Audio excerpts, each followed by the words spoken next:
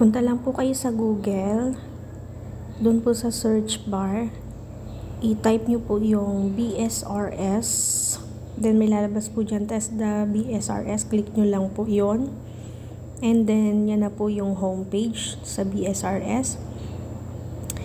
Kung may ULI na po kayo, ito po yung ilalagay ninyo, yung isa-send ko na ULI, and then pakilagay po ng inyong last name, and then yung pong date birth. Make sure na tama po yung inyong pagta-type.